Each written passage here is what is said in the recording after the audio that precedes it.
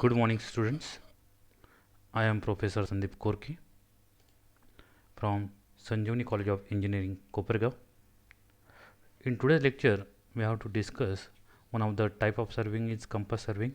In previous videos or previous lecture, we had discussed chain serving and whatever the accessories are used in chain serving as well as in other types of surveys. Now there are some conditions when we go for chain serving, when we go for the compass serving, means chain serving having some limitations like that area means chain serving is only suitable for small area and fairly flat land, but when area is large, undulated or crowded or with many details, in that case that chain serving or whatever the our conventional method of uh, triangulation, that is one of the principle of survey, are not sufficient and convenient. Okay. In such cases or areas, it becomes essential to use some sort of instruments, and that instruments are helps or enables to measure the angles and directions of the survey line to be observed. And in that case, when we go for that measurement of angles and directions, in that case it is suitable or it is always easy to go with the traversing, and that is compass traversing. Means that already we had discussed in our one video, that traversing, that is nothing but the framework consists of number of connected lines, that is closed traversing. In that case, lengths are measured by the help of chain or tape, whereas directions are measured by angle measuring devices or instruments like prismatic compass or surveyor's compass. These are the main two types of compasses. Hence, in compass surveying, directions of survey lines are determined with the help of prismatic compass and lengths are measured with the help of tape or chain, and that type of survey is known as, or the process is known as, compass traversing. Again, in short, that is compass surveying. It is the branch of in surveying which determines the position of an object is located using angular measurements, and they determined by compass and linear measurements by tape or chain. Why it called prismatic compass? Because it essentially consists of a prism which helps to take observations more accurately. Then there is also one principle that is followed in compass traversing, which involves series of connected lines, and the magnetic bearing of the lines are measured by prismatic compass and the distance of are measured by chain. Here one new term is magnetic bearing. We have to discuss in our next slide what is my bearings. The compass surveying is used in following circumstances: if the surveying area is large, chain surveying is not adopted, and for surveying rather than compass surveying is used. The plot for surveying has numerous obstacles, undulations, which prevents the chaining. In that case, we go with compass surveying. If there is a time limit for surveying, compass surveying is usually adopted. These are the conditions. Now, just we discuss, that is prismatic compass and surveyor's compass. These are the two types of compasses, and they are essentially consisting of mainly magnetic needles and one graduated circle and one line of sight and object sight. These are the two photos. This is the first one. This is a prismatic compass with a tripod and it needs tripod fixed on it. This is surveyor's compass. Okay, in our syllabus we deals with only prismatic compass. This is a cross section view of prismatic compass.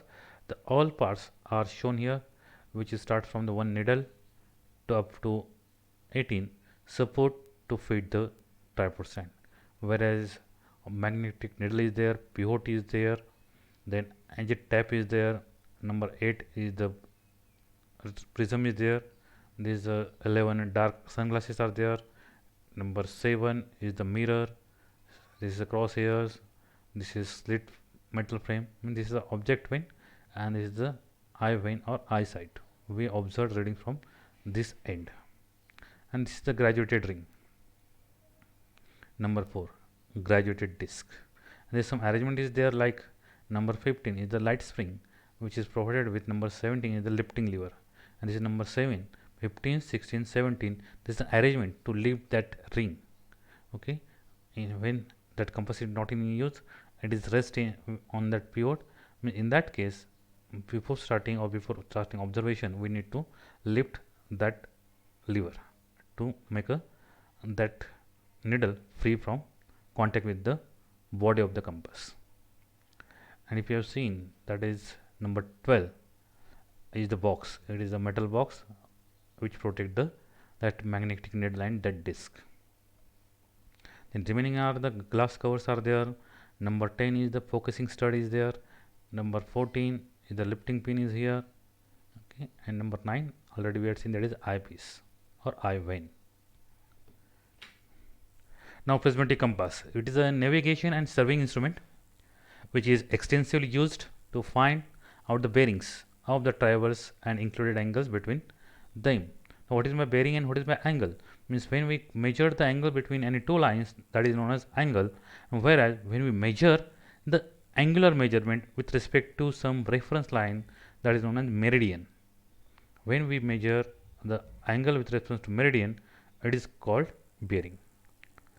Now the prismatic compass and its important parts and their function in short. Cylindrical metal box, simply it having diameter of 8 to 12 centimeters.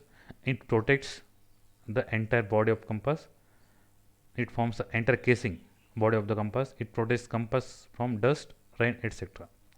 Now compass pivot, which is provided at the center of the compass and supports freely suspended magnetic needle over it. Next one, the lifting pin and lifting lever we had seen, that is 15, 16 and 17 numbers.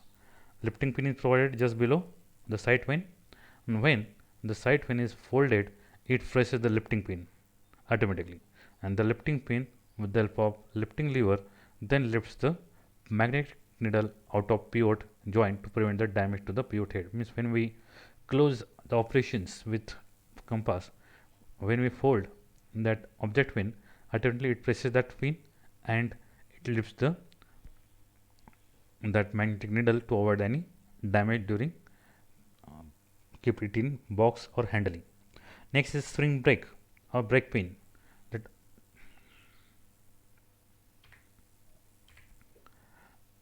brake spring, you can observe here, that is number 16, brake pin or knob. Okay, this helps to stop the oscillation, damp or stop the oscillation of the needle before taking the reading and bring it to the rest quickly to take readings. Now magnetic needle and graduated ring are the important parts of compass with other parts also. Magnetic needle is made up of magnetized iron bar. Magnetic needle is attached to the graduated aluminum ring.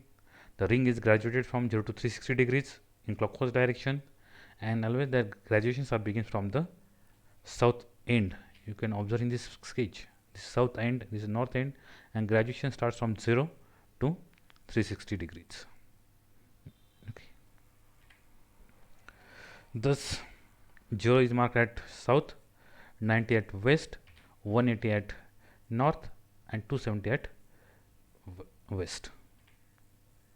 east.